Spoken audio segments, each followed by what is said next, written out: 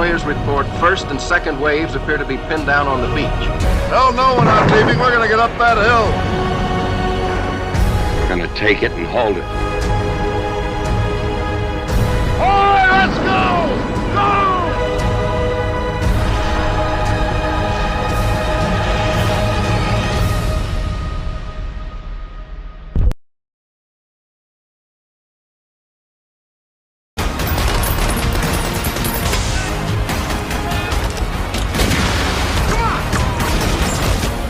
Make any sense here. Why? Why me? Why do I deserve to go? Why not any of these guys? They all fought just as hard as me. I have my orders too, sir. They don't include me abandoning my post.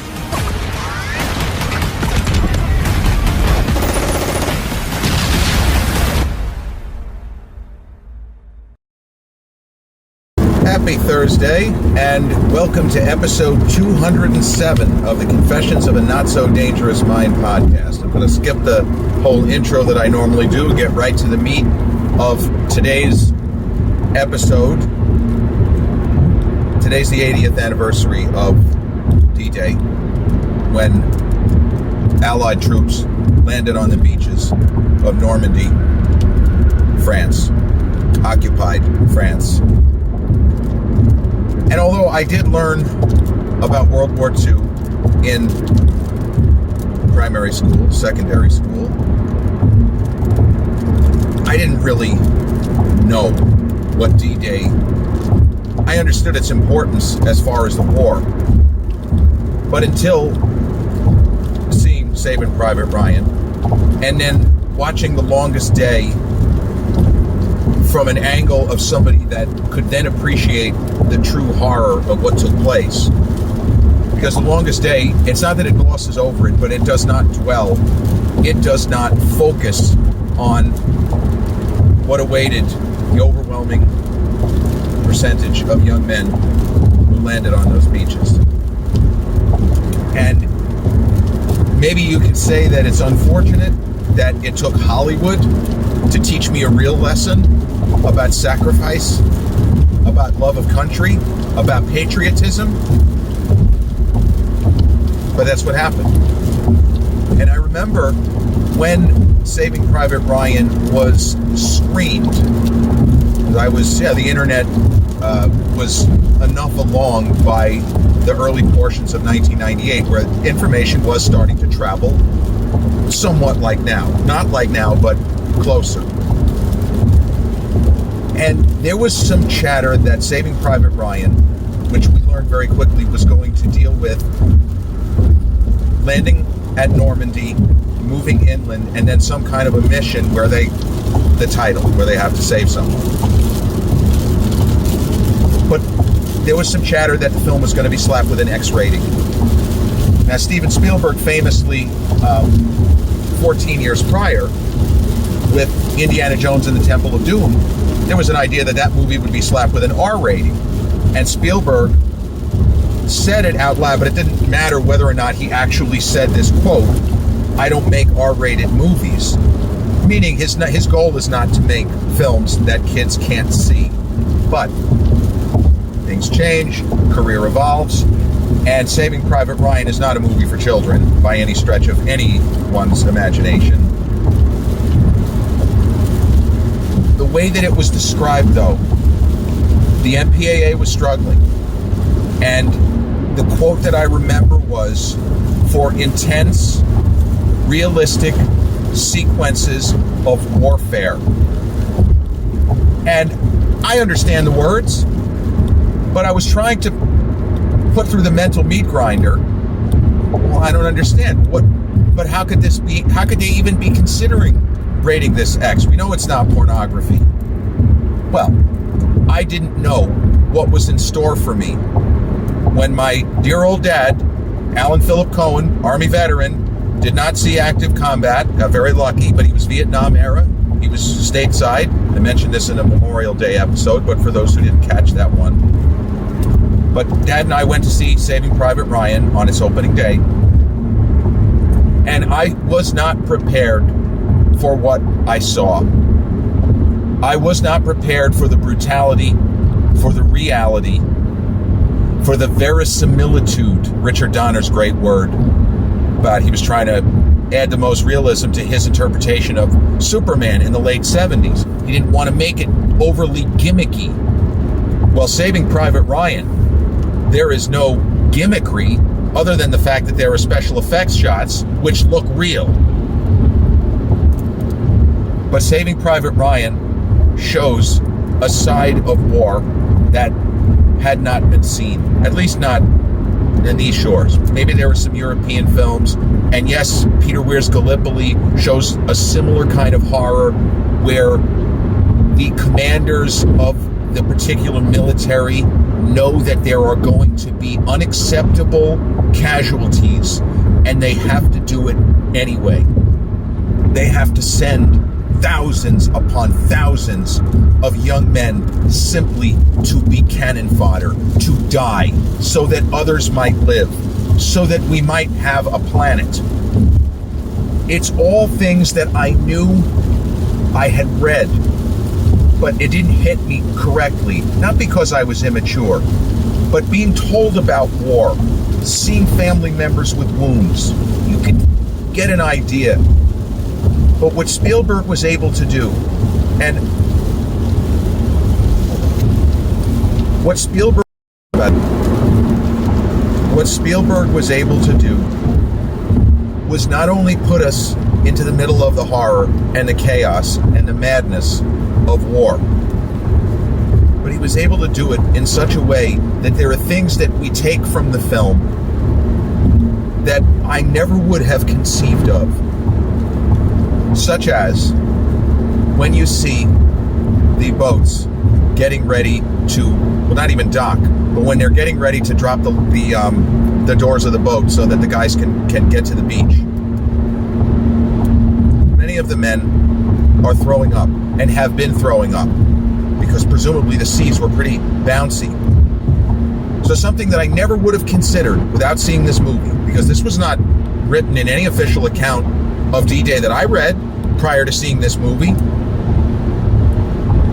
There must have been, I don't know how many thousands of young men whose last minutes on Earth were spent chucking their guts up because they were so seasick, and then getting their brains blasted onto the field of battle by gunfire, and that's how they died.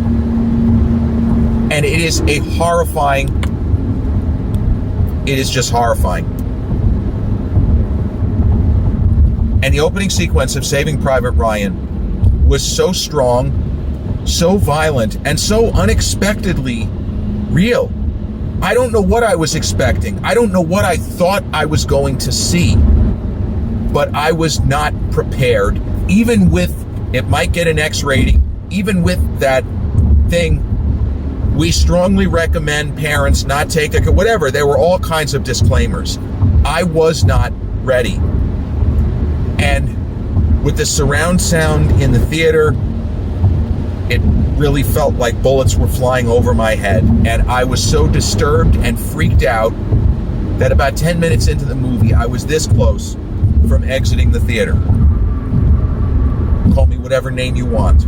But I was not expecting to be affected as viscerally as I was by what was presented on screen. So, the movie is a good movie. It doesn't reach that level. And honestly, if you had a 2.5 hour movie of that level of intensity, you couldn't do it. In a similar vein to Stanley Kubrick's Full Metal Jacket, which is about Vietnam, but it's not really about Vietnam. It's not it's a Vietnam movie, but it's not really a Vietnam movie. It's more about dehumanization. It's more about trying to make men unthinking, unfeeling killers, because war, whether or not it's a just war. But the first portion of that film, you could call it the first act, but it's longer than a normal first act. The boot camp sequence is so intense and at such a fever pitch of madness in its own way the film has to take a breather. It has to take a pause.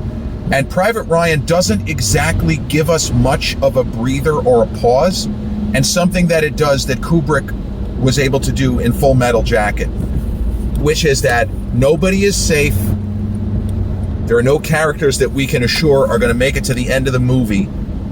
And violence, bloodshed, and mayhem, murder, death, kill, can happen at any moment. There are a few moments in Full Metal Jacket where we're not expecting something, and Private Ryan also has that out of nowhere.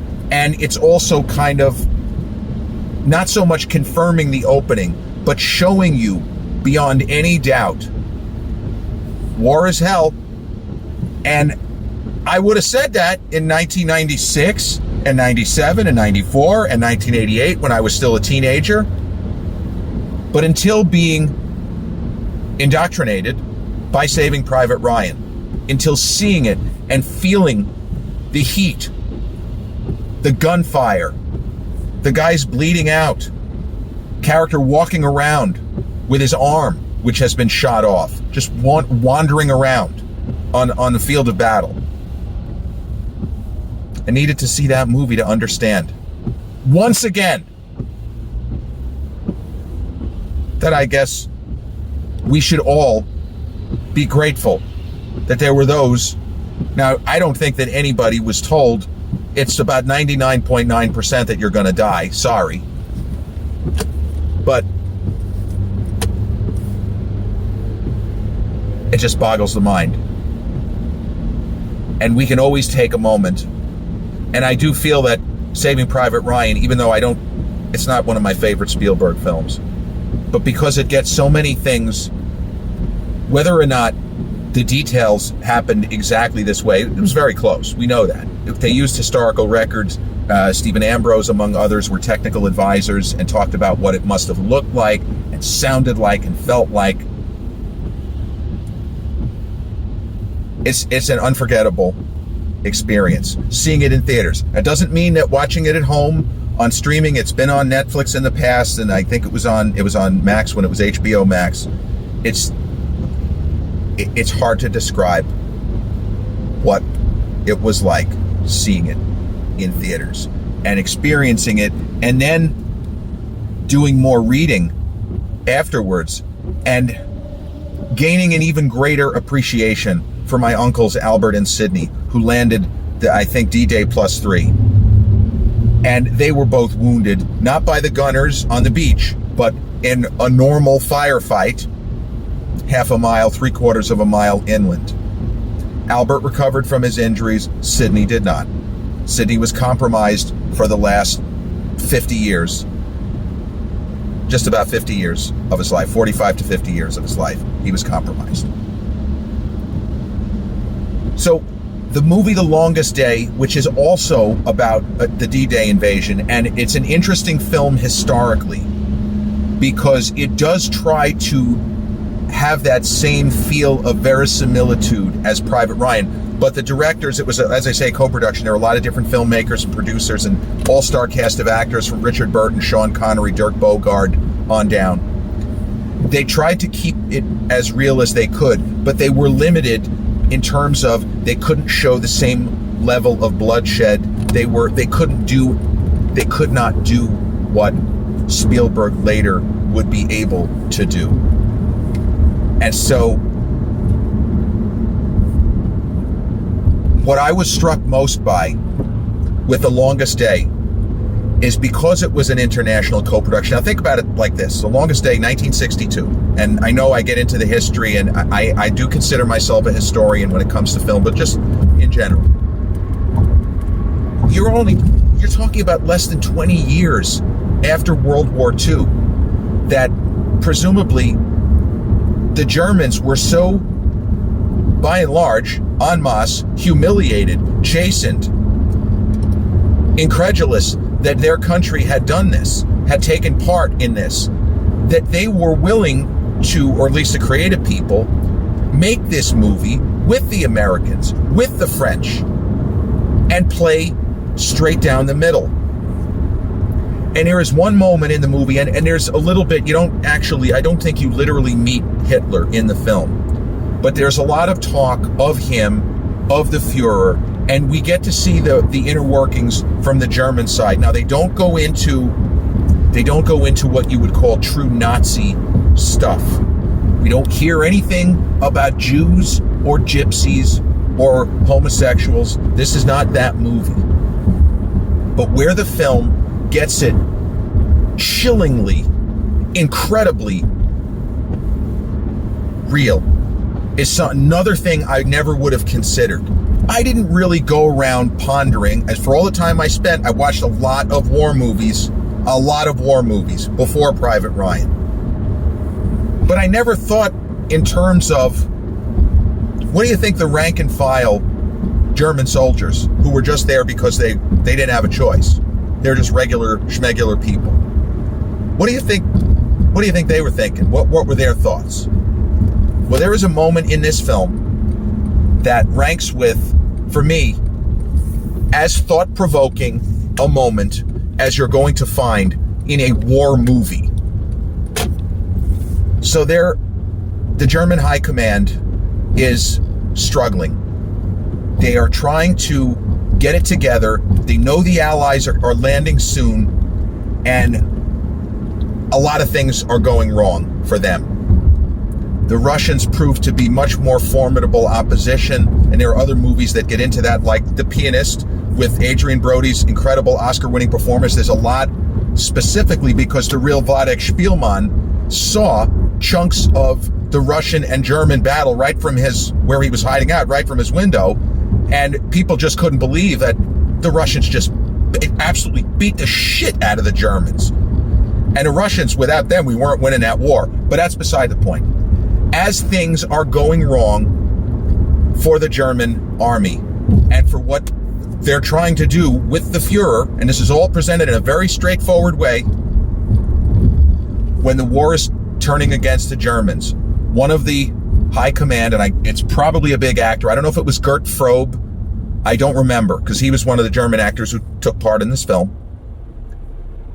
He has a blank, almost empty look on his face, and he's almost breaking the fourth wall when he says, "It makes you wonder who God is rooting for, or whose side God is on." I'm not sure what the quote is, or something like that. And that struck me. That hit me so hard, because I also hadn't considered that maybe a high percentage of the Germans actually thought they were the good guys.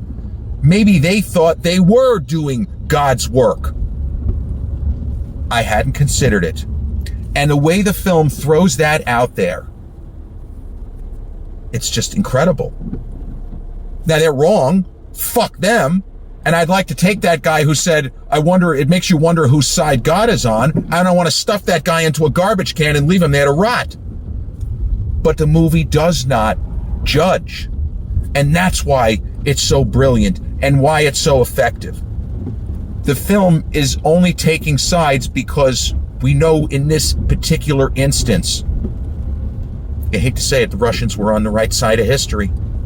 They were, and we were. This is not an imperialist narrative. This is not chest thumping.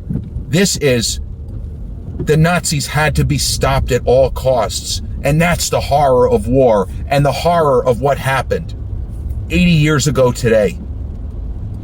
And thanks to two very effective cinematic representations, one very super graphic and one not really as graphic, but still hits all the bases. And yeah, you've got John Wayne in The Longest Day, where he's, a lot of the actors from Connery on down, they played real historical figures. And I think Wayne was playing a general. I don't remember the name. But where it gets into the kind of rah-rah John Wayne stuff is his character has suffered a compound fracture during the push inland. And he's still giving orders as if he's fine. And I remember I watched the movie, okay, so he has a compound fracture. And my dad said, you do realize that he would be screaming in pain. He wouldn't be in any position to give orders. But it's the Duke. They let the Duke do what the Duke wanted to do. and I think also, before I close, is a moment at the end of Saving Private Ryan when the character who we meet at the beginning, and we realize at the end that it's Jimmy Ryan. It's Matt Damon's character as an older man who would be about 70. He's not supposed to be that old because the movie is 1998 and D-Day would have been, 52, 53 years after, until they shot. So a character would be in his 70s. But we're not talking about somebody who's in their 90s. The movie Private Ryan is now 26 years old. But when he goes to the grave of one of the men who rescued him, no spoilers, and he starts crying, and he wonders, did I earn this? And he's speaking for everyone. And it's not a question that can really be answered. I don't automatically say, we suck, we always have sucked. Yeah, okay. There have been huge chunks of history that we can point to where the United States, where France, where Russia, where England, where Germany have done terrible things in the name of God and country. World War II, from the U.S. perspective, is not one of those things. We should have gotten involved in the war sooner. There would have been less mayhem and less death in Eastern Europe, for certain. Tried to stay out of it, just when we think you're out, they pulled us back in. Well, thank goodness. Pearl Harbor should never have happened, but the U.S. had to get involved because it would have been even more death, even more mayhem. And it had to be done. Hitler had to be stopped. The Germans had to be stopped. And you can't stand Russia, but sometimes you got to team up with your fucking worst enemy. And Joseph Stalin really was the lesser of two evils, or the evil of two lessers, if you prefer. Or as Russell Crowe would say, the lesser of two weevils. But 80 years ago today, D-Day, the world would never be the same, and I will never forget the sacrifices made by those mostly very young men who landed, and most of them never even made it more than 100 feet onto the beach. This has been episode 207 of the Confessions of a Not So Dangerous Mind podcast. I'd like to thank you all for spending this kind of rainy Thursday with me here in New York on this very somber day. This is not a day, we talk about on Memorial Day. This is not when you're having your barbecue. No, you can think of these things every day to remind yourself, got it pretty fucking good. Probably wouldn't be here if it weren't for those brave young men. And if you caught this episode on the YouTube channel and haven't done so already, enjoy the content, please click like, subscribe, comment, share, turn on those notifications. If you caught this episode on the audio platform such as Spotify or iTunes, same general rule applies. Click like, subscribe, share, turn on those notifications. I'll be back with episode 208 real soon. Until then,